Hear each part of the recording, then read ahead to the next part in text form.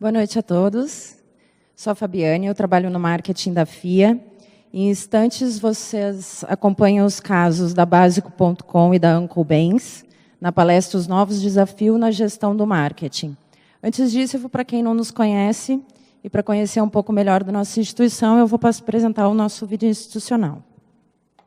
Todos os dias nós acordamos diferentes do que fomos ontem. Buscamos ir além de onde podemos ver. Vamos atrás do novo, do que ainda não existe, simplesmente porque nunca alguém o inventou, ainda. A FIA é muito mais do que você imagina. São mais de 36 anos de história. Nossos profissionais são doutores, autoridades em muitos dos temas que tratamos. A FIA e a Faculdade FIA são reconhecidas mundialmente entre as melhores escolas de administração. E essa qualidade é refletida nas parcerias e intercâmbios que fazemos com diversas universidades ao redor do mundo. Mas você precisa descobrir uma outra FIA. A FIA que faz educação executiva e consultoria em gestão, inovação, tecnologia da informação, logística, operações, finanças, projetos para o setor público, gestão de pessoas, marketing, varejo, agronegócios, esporte, energia, saúde, gestão de projetos, seguros, grandes, pequenas e médias empresas. A FIA tem uma enorme capacidade de gerenciar grandes projetos complexos. É a responsável pela metodologia pesquisa-avaliação do Guia Estadão das 1.500 empresas que mais cresceram no país em 2015 e do ranking das 150 melhores empresas para você trabalhar da Você S.A. São mais de 5.000 projetos realizados. Entre eles, o projeto vencedor que permitiu ao Brasil conquistar o direito de ser a sede das Olimpíadas de 2016. O CIAF, que marcou história na transparência na prestação de contas no país. E o projeto da implantação dos céus pela Prefeitura de São Paulo, numa inovadora mudança de paradigmas. Mas ninguém faz nada sozinho. A FIA tem muito orgulho em ter parceiros de grande porte, como a PwC Digital Experience Center, que trazem toda a sua experiência e expertise para que juntos possamos desenvolver projetos realmente inovadores. FIA, mais que conhecimento. Além desse espaço que os nossos coordenadores dividem tendências e curiosidades do mercado, além de divulgarem os nossos cursos e consultorias, a gente também tem uma ferramenta muito legal no nosso site, que é o nosso blog, está atualizado, dividido em categorias, como marketing digital, empreendedorismo, tecnologia e inovação. Vale a pena conferir. Então, eu chamo agora o professor Dr. Marcos Machado, um dos coordenadores dos MBAs de Marketing e Branding da FIA, para apresentar os palestrantes. Uma boa noite a todos. Obrigado, Fabiane. Eu queria agradecer a presença de todos aqui. Nós atrasamos um pouquinho o início, né, do evento por conta dos problemas de trânsito e a gente perdeu um pouco alguns inscritos por conta da questão da marginal. Acho que todos nós sabemos que o trânsito nessa época do ano já é um pouco complicado em São Paulo, ficou um pouquinho mais complicado com o evento aí do desabamento parcial do viaduto. Mas aqueles que vieram são muito bem-vindos e eu tenho certeza que a gente vai ter aqui uma hora e meia de uma conversa bastante produtiva com vocês. Tá? Eu queria explicar qual que é a natureza desse evento. A FIA está lançando 2 novos MBAs, o MBA de Marketing e Branding, eu sou um dos coordenadores, o professor Guilherme e o professor Andrés, que são coordenadores, estão aqui conosco. Tá? O MBA de Marketing em Negócio da Moda, em Moda. A professora Cleiterini, que é uma das coordenadoras, felizmente, ela não está vindo porque ela se tornou mãe há pouco menos de um mês, então ela não conseguiu trazer o bebê, ela e todo o aparato necessário para estar aqui conosco, mas eu vou apresentar um vídeo em que ela fala um pouco do curso. E antes de falar do curso, que é uma apresentação breve, de 5 a 10 minutos, nós temos 2 palestras. Eu queria agradecer o Daniel Cunha, né, que é o CEO da Básico.com, que vai falar um pouquinho de marketing digital, né, no negócio da moda. Né, quer dizer, falar um pouco do case da marca, do negócio, e como marketing e gestão de negócios pode alavancar resultados em moda. Né? Não é só uma questão de inspiração, é uma questão de gestão também. E depois nós vamos ter a palestra com o Maurício Schonenberg, que está aqui conosco. Né? Ele vai falar um pouco do case Uncle Benz, o uso de storytelling na construção da marca. Tá? Então, mais uma vez, obrigado por vocês, pela presença. Eu queria convidar o Daniel para começar a apresentação. Depois o Maurício falará na sequência e a gente vai ter uma sessão de perguntas. Obrigado. Bom, boa tarde. Queria, antes de mais nada, agradecer o convite para estar aqui. É uma honra num momento inaugural aí, do tema de moda e de branding em moda. Agradecer a presença de todos, aos professores Marcos, Guilherme, Andrés e a Caterine, que é uma amiga querida aí de longa data e que a última vez que eu a vi, ela estava prestes a explodir mesmo, né? Está todo mundo conseguindo me ouvir bem? Ótimo. Então vamos lá. Deixa eu talvez só começar perguntando: quem aqui trabalha já no mercado de moda? Ah, legal, bastante gente. E quem já conhece o Básico.com? Ah, que bom, que bom. Metade da sala é sempre já é um bom índice. Então, vamos lá, eu vou rapidamente, né, o que a gente faz nós somos uma marca de roupa, né, e principalmente com foco em vestuário básico, né, e como tudo em moda, você já começa a subjetividade aí, aonde começa e acaba o conceito de uma roupa básica, mas... Espera aí que eu estou ruim com o meu microfone, o nosso colega está me cobrando. Então, quando a gente começou a pensar na criação da empresa, da marca, né, e do conceito, no fundo o que a gente abraçou muito fortemente foi essa ideia da simplicidade, né, num momento em que a gente sentia que o excesso de possibilidades, né, em tudo que a gente faz, na forma que a gente se comunica, na forma que a gente consome informação, na forma que a gente consome produto, a gente começou a sentir um movimento na direção contrária, né, na direção de buscar outros valores, outras experiências e, principalmente, de começar a revalorizar o produto, né? Quer dizer, quando você começa a pensar que a marca está desconectada do que você efetivamente está vendendo, as marcas às vezes contam uma história maravilhosa e tem uma história e você se conecta e você se identifica, mas aquilo não se materializa no que você faz. Isso, para nós, antes de mais nada, como consumidores, começou a ser algo que já não conversava mais com os nossos anseios, né? Então, eu estava contando aqui para o Maurício que depois de vários outros empreendimentos, o Básico foi um empreendimento que nasceu naquela típica história do empreendedor que está vindo de dentro para fora, né? A gente realmente queria construir algo que conversasse conosco, com os fundadores, como pessoas, como consumidores, e o que a gente estava buscando na vida, naquele momento, era um pouquinho mais de simplicidade na forma de fazer. E muito rápido a gente descobriu que o simples não é nada fácil, né? Quando você começa a se despir de muitos adereços na sua forma de pensar o produto, na sua forma de pensar a comunicação, você começa a abrir mão de um monte de ferramentas que funcionam, né? Que por uma ou outra razão já se provaram. E eu posso dar um exemplo bem simples no nosso caso, né? Quer dizer, a gente não usa estampa, né? A gente tem como produto ícone a camiseta branca, que dentro do mercado de moda é provavelmente o mais próximo que você chega ao conceito de um produto commodity, né? Todo mundo pode fazer, todo mundo, em geral, tem a sua camiseta branca, todo mundo consome, né? E todo mundo usa de uma forma ou de outra. Uns usam para trabalhar, outros usam para sair, outros usam em casa, outros usam embaixo da camisa de trabalho, não importa, mas acho que ninguém aqui não tem uma camiseta branca no seu armário e alguma função para ela na sua vida. Então, como criar um produto que é uma camiseta branca e você quer demonstrar, né, que aquilo é mais do que uma camiseta branca qualquer, né? Então, esse foi sempre o nosso grande desafio. E a ideia toda começou a se desenvolver a partir, realmente, de construir uma marca que fosse ancorada principalmente no produto, né? Inverter um pouco essa lógica de que você cria uma marca e depois distribui um monte de produto a partir dessa plataforma, e criar um produto a partir do qual toda a história de marca, todo o pensamento de marca, toda a forma de comunicar esse projeto fosse realmente muito ancorada no produto, né? E isso passa por acertar no produto. Então, o primeiro grande desafio e a primeira vez que a gente descobriu que o simples era difícil foi na hora de fazer essa primeira camiseta branca, né? A gente levou o dobro do tempo para desenvolver a primeira camiseta branca no conceito que a gente queria, né, que é o conceito da camiseta perfeita.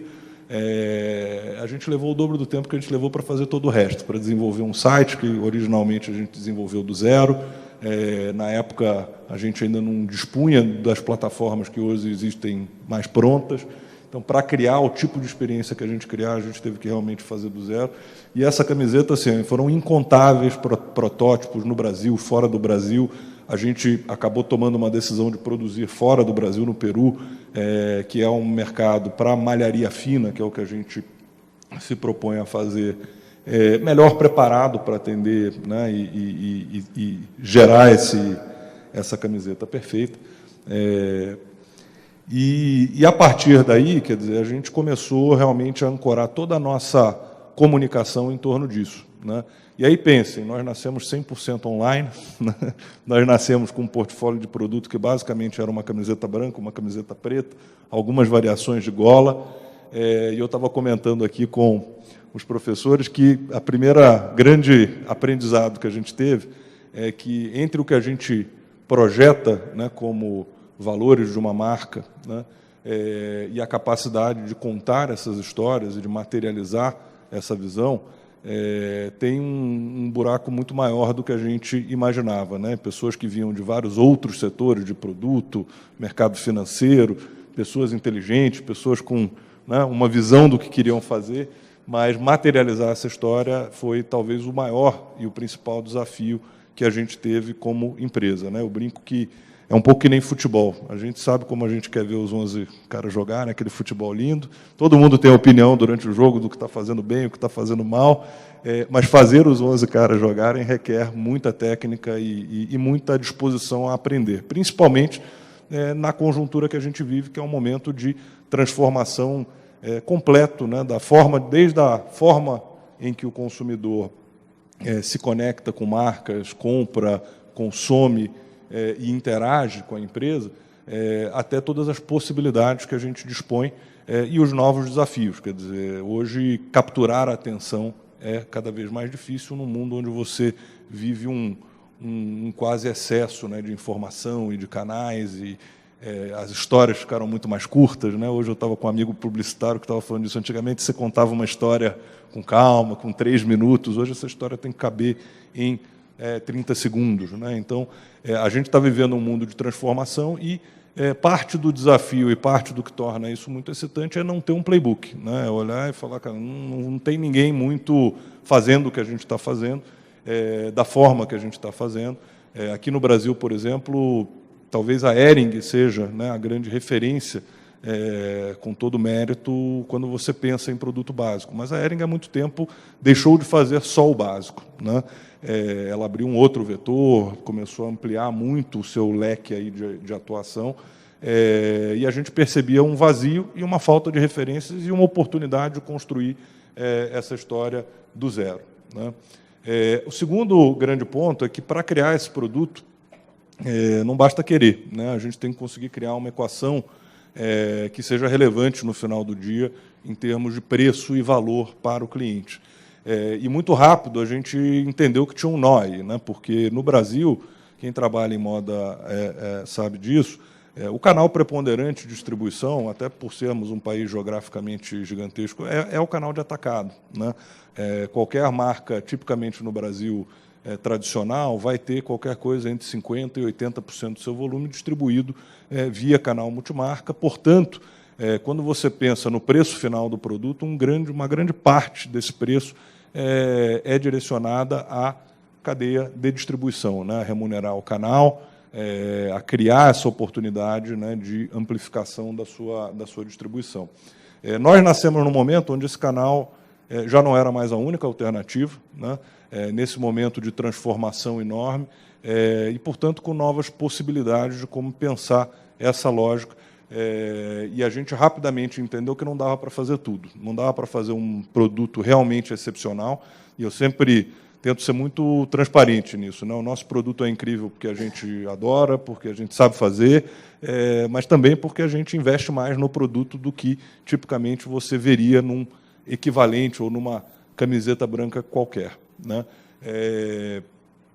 Para que a gente pudesse fazer isso chegar num preço, não, um produto de luxo, chegar ao consumidor final num preço que não seja um preço de produto de luxo, a gente teve que inovar bastante, questionar muita coisa, repensar muita coisa, e, felizmente, como eu disse, num momento de novas possibilidades, e sem o ônus, né, de ter que transformar nada, de ter que mudar um modelo legado que já existe. E eu sempre falo isso dentro de casa para a equipe, né? A gente, às vezes, se sente um pouco à frente do tempo, mas eu falo, olha, os grandes demoram, mas quando eles chegam e fazem a virada, a gente tem que continuar sempre na frente. Quer dizer, mudar o legado é um desafio muito maior do que construir do zero, né? E a gente tem esse benefício, essa oportunidade. Então, para nós, isso envolveu repensar tudo, né? A começar pela distribuição. Nós não temos um canal de atacado, né? A gente tem, talvez, um micro-atacado que tem muito mais a ver com posicionamento de marca e com visibilidade da marca, quer dizer, tentar ampliar, do que realmente ancorar a nossa estratégia de distribuição, volume, etc., como é o caso das marcas tradicionais, né? Então, com isso, eu não tenho esse componente de custo na minha cadeia, que é o que me permite criar uma equação de produto, onde um produto como a nossa camiseta, que é feita em algodão Pima, que é a melhor variedade de algodão do mundo, só existe no Peru, e essa foi uma das razões que a gente decidiu fazer fora do Brasil.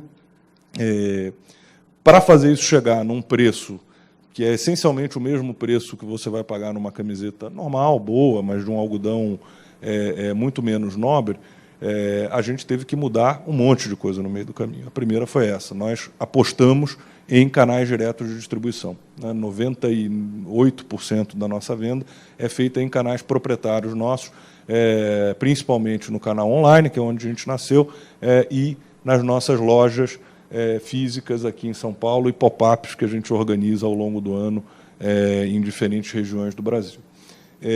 As nossas lojas são outro exemplo do que a gente teve que repensar, né? Nós somos uma empresa pequena, a gente é uma startup, foi uma startup, continua uma startup, com todas as alegrias e com todas as restrições, né, de uma empresa que não tem um orçamento infinito. Então, a gente sempre soube que materializar a melhor forma de materializar o que a gente se propõe a fazer é o toque no produto, né? É vestir, é tocar, é sentir. E essa experiência, sempre que a gente via acontecer, né, de amigos recebendo as suas embalagens em casa, feedbacks que a gente tinha no site, ela era uma experiência assim, muito, muito impactante e muito encantadora, e que viabilizou, talvez, assim, a primeira grande prova de conceito que a gente quis fazer no primeiro ano de operação do Básico, que é a ideia de que, se você entrega um produto incrível, você fideliza um cliente que hoje tende a não ser fiel, né? Então, assim, quem aqui trabalha em online ou tem uma vida intensa aí de e-commerce do lado de quem vende? A grande praga qual é, né? Você tem que trazer esse cliente de volta e tem que reconquistar ele toda vez, né? E reconquistar com preço, reconquistar com promoção. Esse é um cliente muito caro quando você depende apenas dos instrumentos comerciais para fidelizar, né? O que a gente...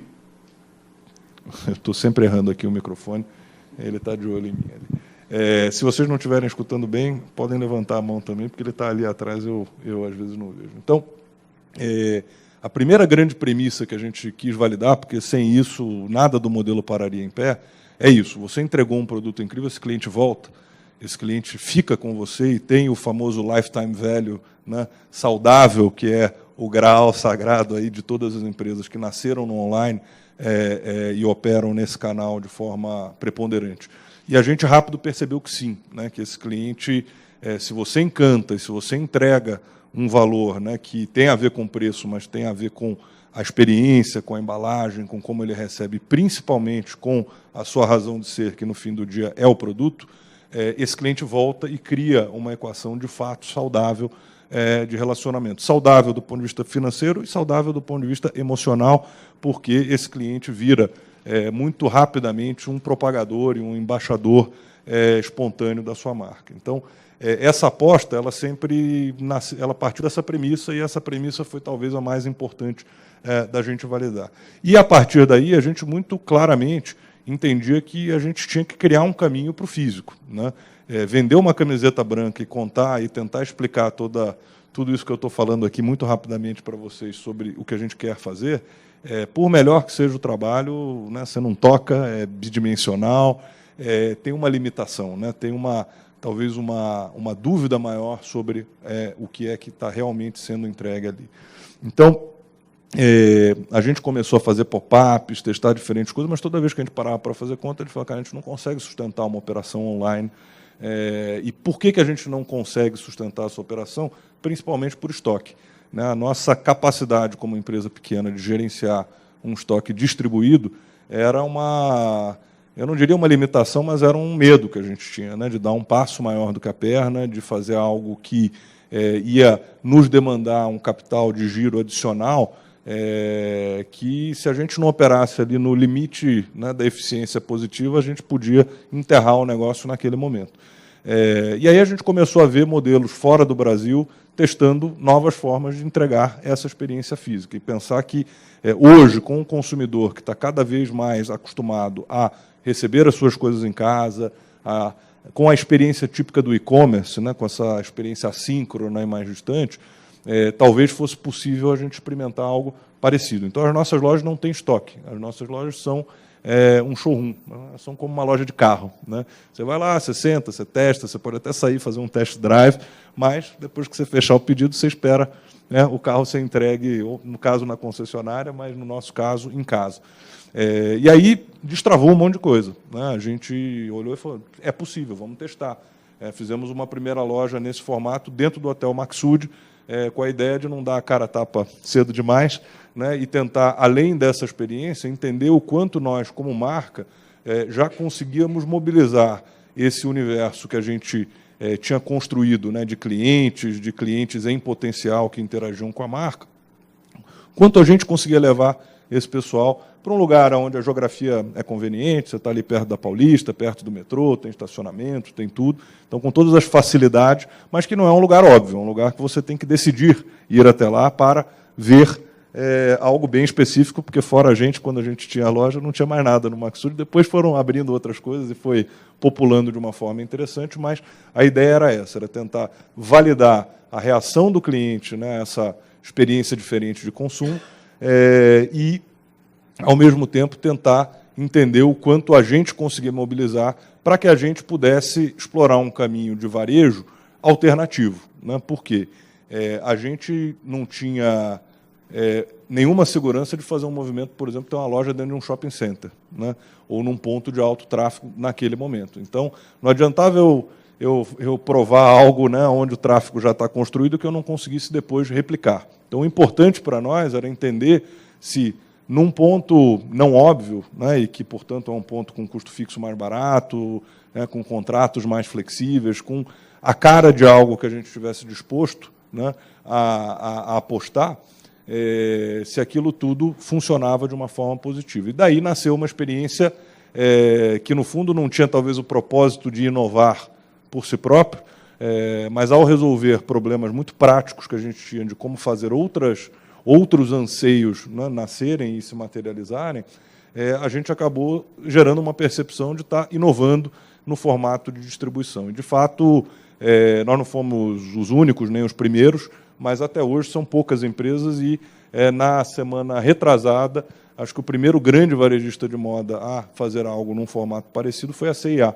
né, que abriu uma marca que já está num conceito totalmente diferente, né? São mini coleções, são pop-ups, ela se materializa em diferentes lojas, né, do grupo, e você vai lá, você prova, você experimenta e você recebe em casa através dessa experiência.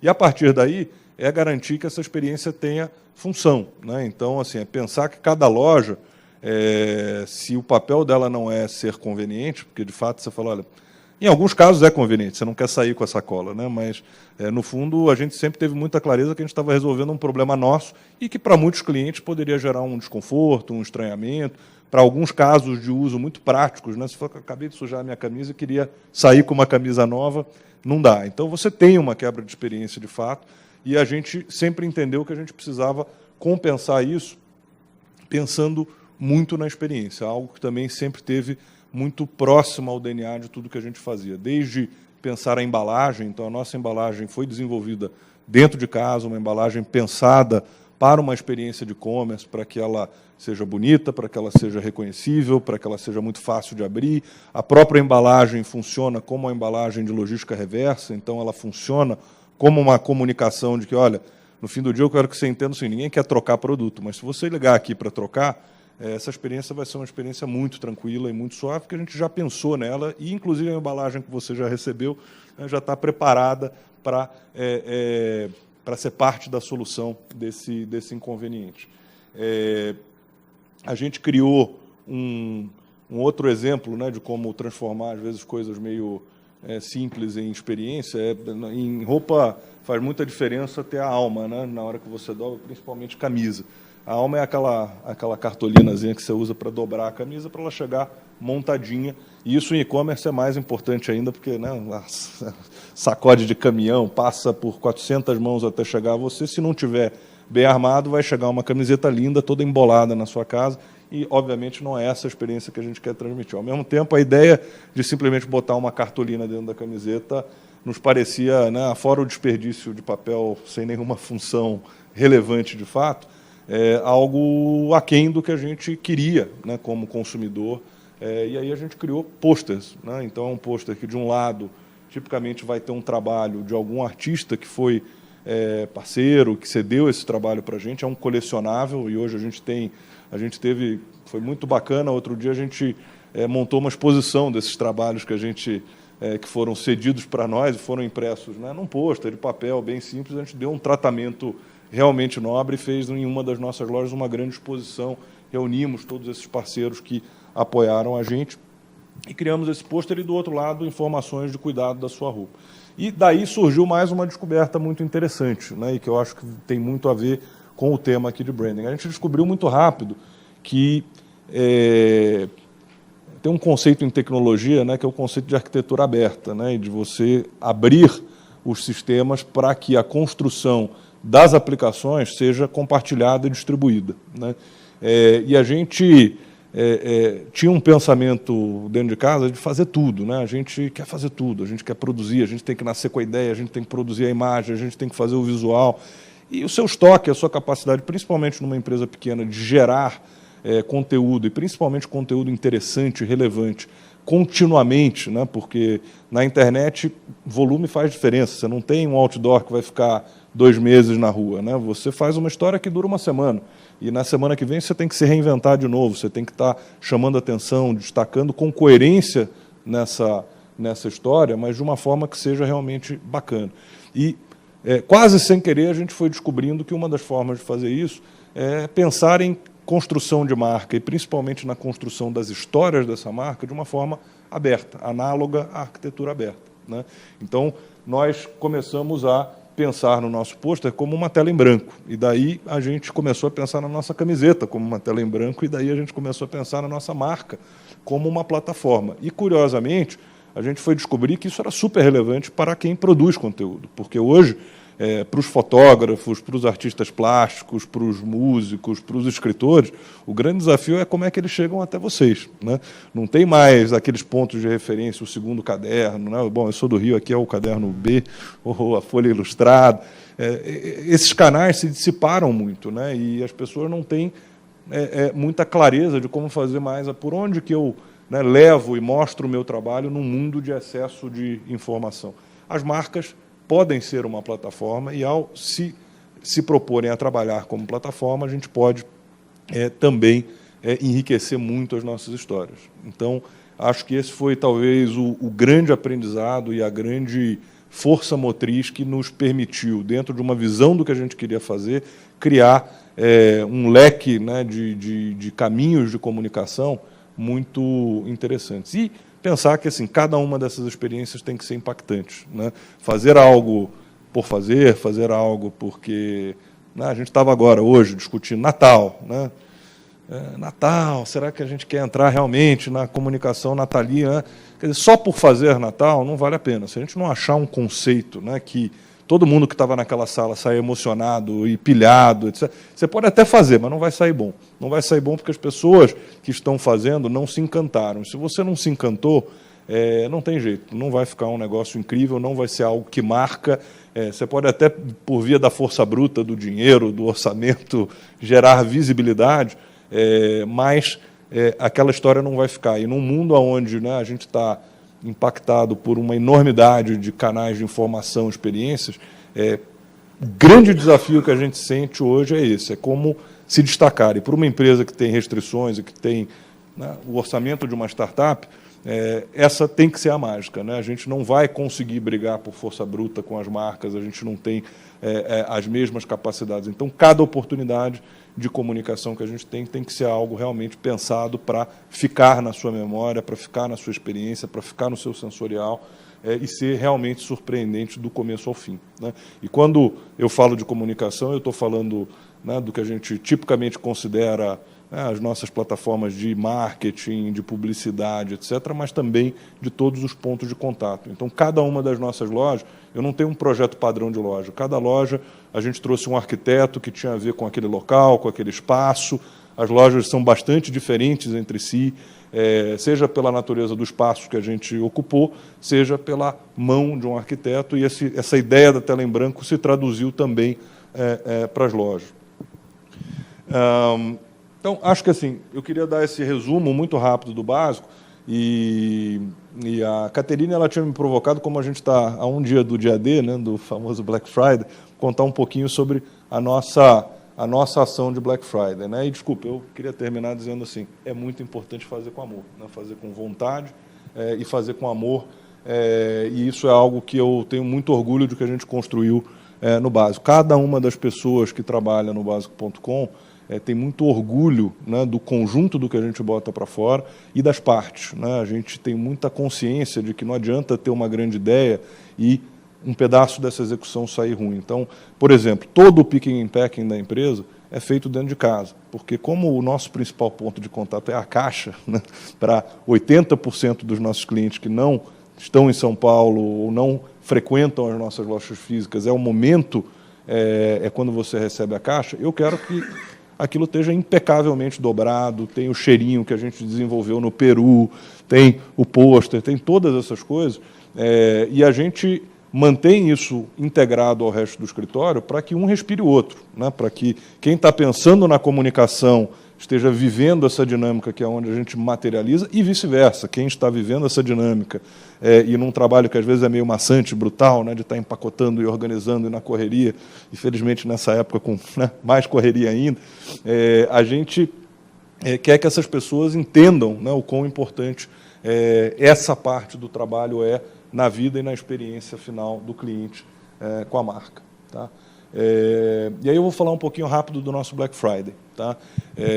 Black Friday transparente é um conceito que a gente criou no ano passado e que tinha um problema grave que a gente precisava resolver, né? Assim, acho que todos aqui que vivem do lado de cá do Black Friday, de quem está vendendo, tem essa relação de amor e ódio com o Black Friday, né? A gente sabe que é um momento que se incorporou no calendário, mas ninguém gosta de fazer promoção, dar desconto, né, dessa fúria consumista. E para nós, que fomos uma marca que nasceu na direção quase inversa, né, esse caminho, e tentando construir uma marca que se destacasse justamente por não estar na lógica tradicional do varejo de moda, aquela coisa que, né, você tem um preço que 2 meses depois já é a metade do preço, que você vai no off-price e você vê o mesmo produto pela metade, quer dizer, essa confusão de uma dinâmica que é quase uma roda que não para mais, né?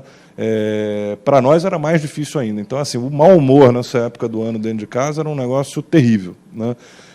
Até que no ano passado, eu, por volta de setembro, eu falei, galera, não dá, a gente assim, não pode brigar com o cliente, né? Assim, a gente tem que respeitar o fato de que essa é uma data que se incorporou no calendário comercial. Algum dia alguém achou o Natal ruim, né? Ou alguém achou alguma outra data comercial ruim.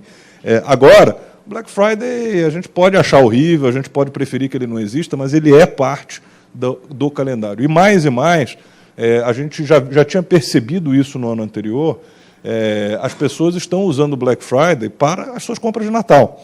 Então, não participar do Black Friday de todo nos parecia algo tentador, né, por um lado, mas, por outro, quase desrespeitoso com o cliente. Se o cliente está lá, está posicionado, né, e está buscando nesse momento oportunidades de preço, a gente tem que pensar numa forma e tem que destravar a nossa cabeça com relação a isso, né? E aí surgiu, né, assim, o que a gente está falando em Black Friday? No fim do dia, a gente está falando em preço, né? É isso que as pessoas estão buscando, é disso que as marcas e as empresas e os varejistas estão falando.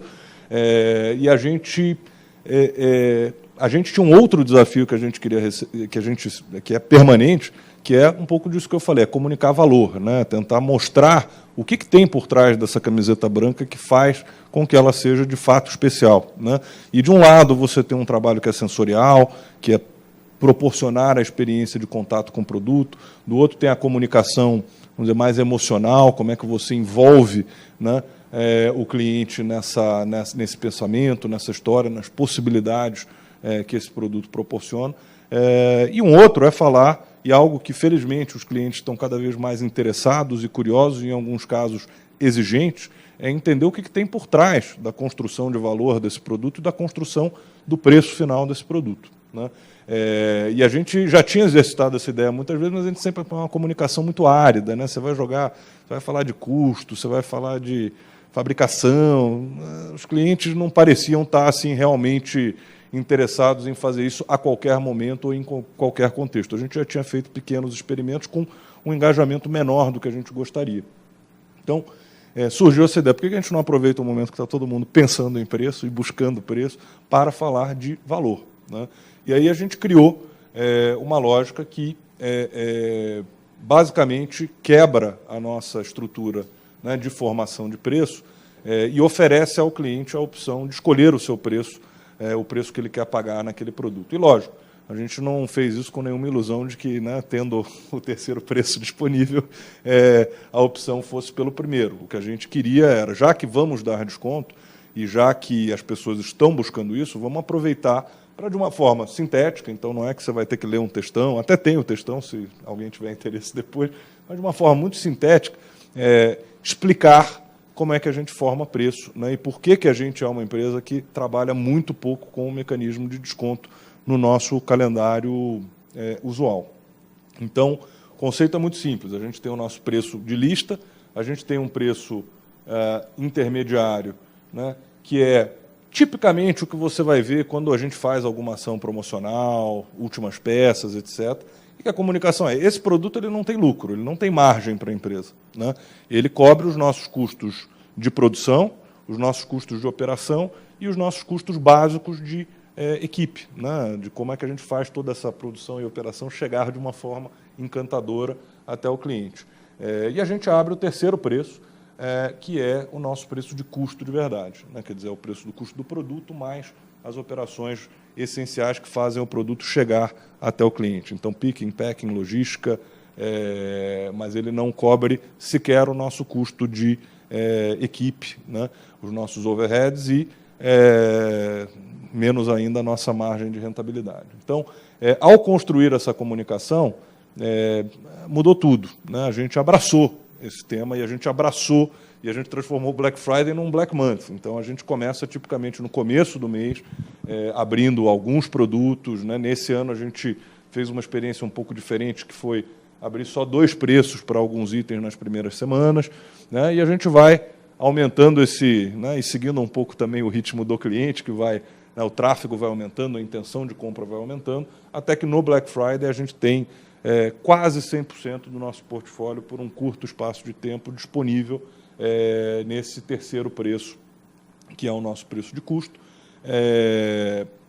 E a gente trata isso como um presente para os nossos clientes. A gente quer que ele entenda o seguinte: isso aqui não é algo que eu posso fazer, isso não é algo que eu posso, mês que vem, voltar e você achar esse mesmo preço, mas é Natal, né, ou é pré-Natal, e a gente está dando um presente, essa oportunidade, e acreditar que muito disso nos ajuda a quebrar aquela barreira da primeira compra, né? Quer dizer, gente que fala, pô, sei lá, vou pagar R$128 nessa camiseta, mas 98 eu vou para experimentar. E depois, a gente viu isso, né, do primeiro para o segundo ano, tem muito caçador de desconto essa época, e faz parte, né, são as cohortes de clientes que não vão ficar com você ao longo do ano, mas a gente ficou muito bem surpresos com a quantidade de primeiras compras que foram feitas nesse momento de Black Friday e que viraram clientes, né, com um comportamento saudável e realmente engajado aí, de uma forma muito parecida com os clientes que a gente adquire fora de um momento e de um conceito promocional. E a gente aproveita essa ocasião, sem, né, massacrar, porque a gente entende que não é isso que o cliente está buscando, mas hoje, por exemplo, se vocês forem em qualquer uma das nossas lojas, vocês vão ver que a nossa comunicação está muito voltada para o processo de produção, né? Então, vamos falar de preço, de custo, etc., mas vamos mostrar assim, que o custo ele não é um conceito teórico, né? Ele é uma opção de como a gente produz, de que tipo de fábrica a gente trabalha, como a gente se relaciona com essas fábricas, qual é o processo por trás disso, né? A gente criou um conteúdo incrível esse ano nas nossas fábricas no Peru, e, para minha surpresa, já estou há 5 anos nesse negócio, a camiseta, até chegar ao nosso estoque, ela passa por 27 etapas de produção diferentes, né?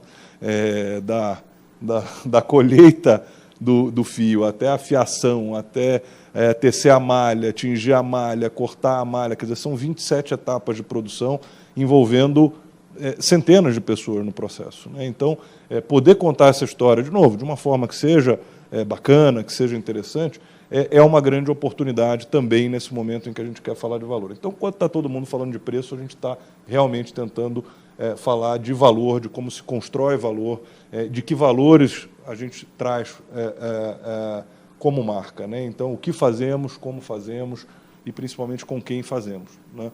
Acho que tentar humanizar essa comunicação foi algo também que de novo, saiu todo mundo emocionado da sala e, né, quando você sai emocionado da sala, você sabe que você achou um conceito e algo que faz sentido, que é legal e que as pessoas vão dar 300% de si para fazer e construir uma história realmente impactante na ponta. E, com isso, a gente abraçou. Ano passado, nós tivemos um novembro igual em volume a dezembro, uma margem menor, claro, mas igual em volume. Esse ano, provavelmente, vai ser algo bem parecido. E hoje a gente já não pensa mais, né, o Natal e o Black Friday de forma separadas, porque, mesmo até do ponto de vista de estratégia de negócio, seria meio pueril, né? As pessoas estão fazendo as suas compras de Natal no Black Friday e elas estão tipicamente se presenteando no Natal, ou pelo menos na nossa experiência de canais tem sido mais ou menos esse o comportamento. Tá? E é isso, pessoal. O tempo é curto, mas espero que tenha sido legal. Convido vocês a conhecerem ao vivo nas lojas, todas as nossas lojas, né, como é integrado. Tudo isso que vocês viram aqui, que nasceu pensado para online, reproduzido exatamente da mesma forma nas lojas ou via o nosso site. Vai ser um prazer. E quem depois quiser explorar isso mais a fundo, qualquer um desses temas ou conceitos, bom, os professores têm meu contato, mas é bem fácil, é daniel@basico.com. Fiquem super à vontade para entrar em contato e a gente tem o maior prazer em receber. Quem quiser visitar o escritório, quem quiser visitar as lojas, a gente, né, eu já fiz algumas dessas ocasiões com a Cat e tem sido sempre uma troca muito bacana. E obrigado a vocês de novo aí pelo tempo e pela atenção. Obrigado, Daniel. Ao final, a gente vai abrir para uma rápida sessão de perguntas. Eu queria já convidar o Maurício, que ele tem um problema de horário também por outro compromisso, passar a palavra e depois a gente abre para uma sessão de perguntas. Vamos ver se a gente...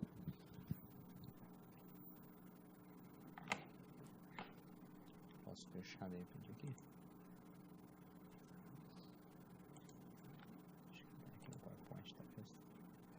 Essa.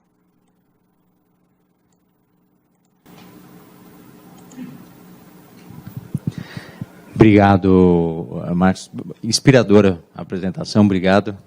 Acho um conceito muito legal, uma supermarca, tá de parabéns aí, Daniel. Bom, eu vim falar um pouquinho, claramente quem está aqui para moda já viu que moda não é tanto assim o Maurício, mas eu vim para falar mais de branding e de marketing. Então, eu sou diretor de negócios de uma unidade da Mars aqui no Brasil. A Mars é uma empresa que a gente não conhece muito pelo nome Mars, né? Acha que isso aí é um planeta, que também é. Mas a Mars é uma empresa, é uma das maiores empresas familiares do mundo, aí, fundada em 1911. Muitas pessoas conhecem as marcas da Mars, né? Muitas pessoas já comeram Snickers, M&M's, ou então tem um cachorro e usa ali Pedigree, Royal Canin, Eukanuba, enfim. Tem várias marcas grandes aí de consumo. que muita gente conhece, mas às vezes não conhece a empresa por trás. Então, é uma empresa grande, multinacional, aí, mais de 100 mil pessoas. Essa aí é a nossa fábrica de Guararema, então tem 2.500 pessoas aqui no Brasil. Estamos aqui no Brasil desde 78, o que dá 40 anos, que inclusive é a minha idade, olha só. E está aqui um pouquinho do portfólio de marcas que a gente tem no Brasil. Então, a maioria das pessoas que conhece, provavelmente conhece pela parte de pet, que era aí quem tem um animal de estimação, um cachorro, um gato, provavelmente já consumiu alguma dessas marcas aqui. Tem a parte de chocolates e balas aí. E tem essa unidade de negócios de alimentos, que é a unidade de negócios que eu toco aqui no Brasil. Então a gente tem umas marcas aí, 2 marcas de arroz, Harris e Uncle Ben's. Harris mais nessa toada aí de multigrãos, natural, integral. Uncle Ben's é uma marca bem antiga, que já está aqui no Brasil desde 80, mas durante um tempo a gente não investiu em marketing, fizemos o lançamento agora. E Master Foods, uma marca de molhos. E a ideia de hoje é contar um pouquinho para você desse quase que um relançamento da marca Uncle Ben's aqui no Brasil. Qual que é a história por trás disso? Antes de estar nessa posição de head dessa unidade de negócio de alimentos, eu cuidava de estratégia e planejamento em Petcare. E Petcare, que é essa parte de comida de cachorro, etc. e tal, é líder aqui no Brasil, é uma unidade super grande. Chocolate crescendo, vocês veem bastante aí, Snickers, M&M's, ganhando espaço, aí, crescendo market share ano a ano, mas alimento sempre parado um pouquinho ali no canto. E aí o desafio que deram para mim é, puxa, tem como a gente pegar essa unidade de alimentos e fazer alguma coisa diferente, sair um pouco dessa toada lenta que a gente está e tentar dar uma acelerada nessa unidade de alimentos? E foi para isso que eu mudei para a unidade de alimentos. E isso aqui é, pelo menos, a coisa que eu mais me orgulho aí de ter feito. Então, qual que é a história que eu comecei a construir, a gente construiu junto lá na Mars? A gente falou, puxa, para mudar um pouquinho isso que a gente está fazendo, a gente tem que entender aonde que estão as oportunidades aqui no Brasil. E a gente falou, puxa, a gente já tem um portfólio de arroz, existem outras categorias grandes de alimentos aqui no Brasil, existem molhos, por exemplo, que é uma categoria super grande, mas está muito pesada aí na mão de Cargill, de Heinz, etc. E a gente falou, puxa, tem um nicho de mercado muito legal aqui, que é arroz, que é um mercado super grande no Brasil, é um mercado de 9, 10 bilhões de reais. Arroz é uma coisa que quase todo mundo come todos os dias, né? Tem uma pesquisa legal que a gente pegou da Euromonitor, que eles buscam ali quais são os 10 pratos mais comidos no dia a dia ali, né? Então, as pessoas que eles pesquisaram responderam ali, eu como arroz, feijão e batata frita, eu como feijoada, eu como estrogonofe, eu como isso, aquilo. No fim das contas, eles chegaram à conclusão que dos 10 pratos mais comidos no dia a dia dos brasileiros aí, 7 levam arroz no preparo. Então, não é por coincidência que arroz é uma categoria tão grande. A gente falou, putz, legal, vamos brigar em arroz, né? O segundo maior consumo per capita no varejo do mundo. Putz, então, vamos entrar. Mas como é que a gente entra numa categoria dessa? Putz, é uma categoria que tem players super grandes, a gente já está ali com um pedacinho pequenininho, com Harris, etc. e tal, mas você tem Camil, você tem Josapar, né, que é Tio João, você tem Urbano, etc., que são empresas bem verticalizadas, que fazem desde empréstimo de dinheiro para o produtor lá no Rio Grande do Sul, que está plantando arroz, até o beneficiamento do produto, ensacamento, e levam isso para o mercado. Então, como é que eu consigo competir sendo um player completamente diferente, né? A Mars não tem empréstimo para produtor do Sul, não faz beneficiamento, ali descasca, não tem silo, vende na alta, segura na baixa, não tem esse expertise aí de lidar com commodity, como esses grandes players fazem. A gente falou assim, puxa, a gente tem que sair um pouquinho disso que eles fazem. Legal, eles vendem saco de 5 quilos de arroz branco, muito bem, e são líderes nisso, é o expertise deles, mas não é aí que vai dar para a gente brigar, porque a gente não é verticalizado, porque a gente não sabe mexer com commodity. O que a gente vai fazer, então? Putz, a gente tem que brigar onde a gente consegue agregar mais valor. Talvez esses caras, até por serem verticalizados, eles estão pensando ali em vender arroz seco, eles não estão pensando em vender refeições, eles não estão pensando em construir marcas, eles não estão pensando em vender pratos prontos. E eu falei, bom, legal.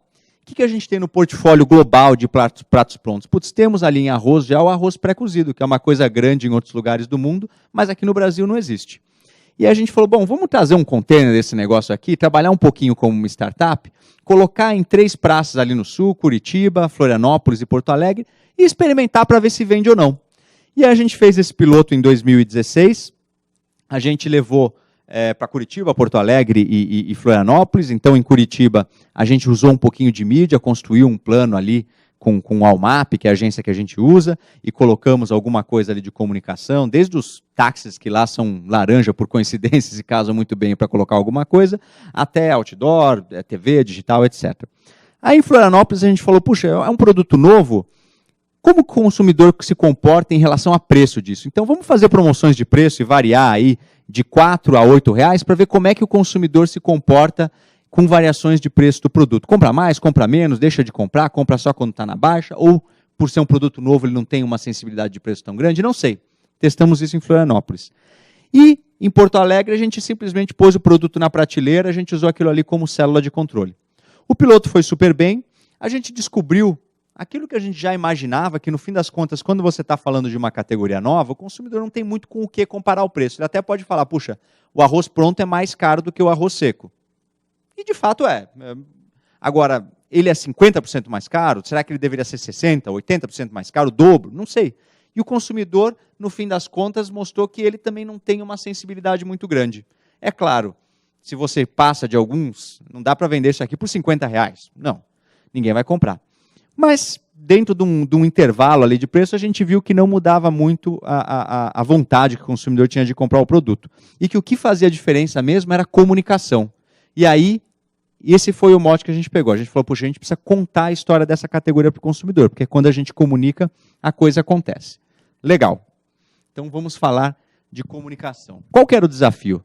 Legal, o piloto foi bem, aprovamos um orçamento para construir uma fábrica que a gente construiu lá em Guararema, no caminho para São José dos Campos, tem uma fábrica lá da Mars.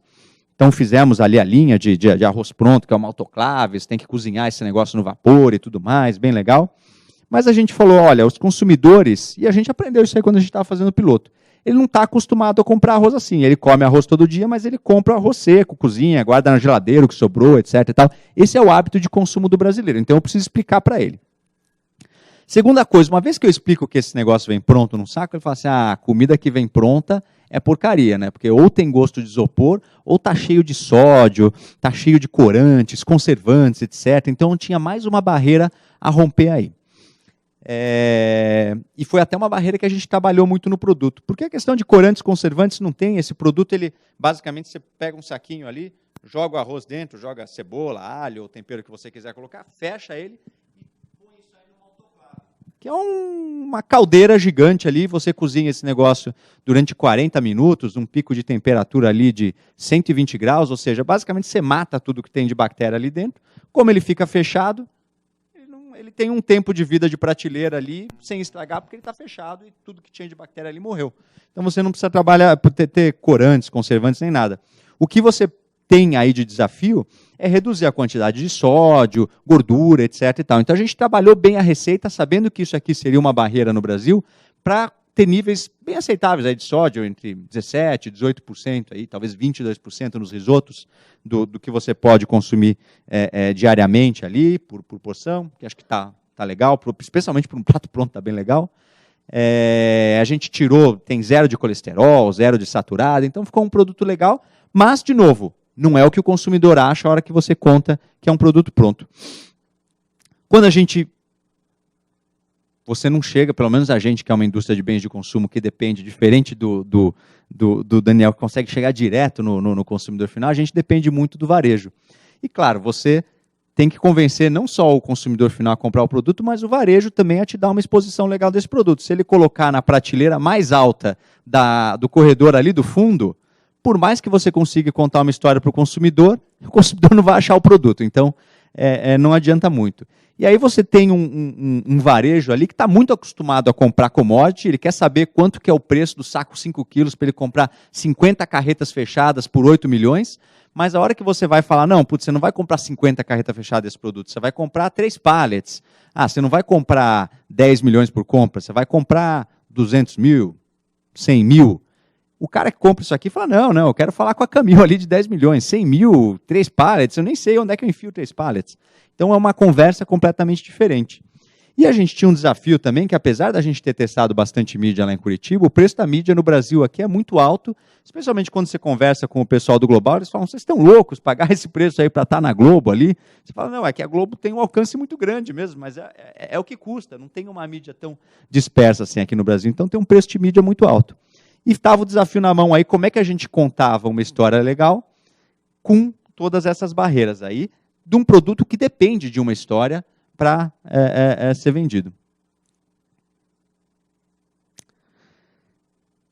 E aí, falando de histórias, o que sempre me vem à mente é uma brincadeira bem legal que o meu pai fazia quando eu era pequeno. Alguém aqui conhece o jogo do Quinho? Não? Meu pai chamava isso aí de jogo do Quinho. Não sei se vocês já devem ter brincado disso, mas basicamente quando não tinha nada para brincar em casa, que a gente ia viajar, não tinha jogo, não tinha os brinquedos tradicionais de casa e estava chovendo na praia, ele fazia uma brincadeira onde ele punha um monte de coisas ali na mesa, punha uma toalha em cima, e eu e meu irmão ali, a gente entrava, ele tirava a toalha, tinha 30 segundos para decorar o que estava lá, daí ele cobria de novo e a gente tinha que falar o que estava lá dentro, você ganhava quem lembrasse de mais coisas.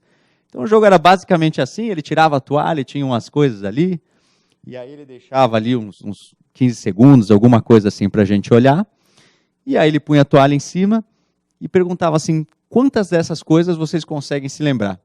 E vocês olharam para esses objetos aqui agora há pouco, e aí eu pergunto para vocês, que objetos que estavam aqui vocês conseguem se lembrar? Quantos vocês conseguem se lembrar de que estavam aqui? 5. O que eram? Chupeta tinha? Moeda? Laço? Bom, talvez não foram todos que lembraram de todos, vocês lembraram bastante. Quanto mais coisa a gente coloca, mais difícil é de lembrar. Mas não é uma coisa muito fácil. E a mesma coisa quando a gente tenta contar uma história para um cliente ou para um consumidor, ou quando a gente tenta falar de vários pedaços de informação para um cliente ou para um consumidor.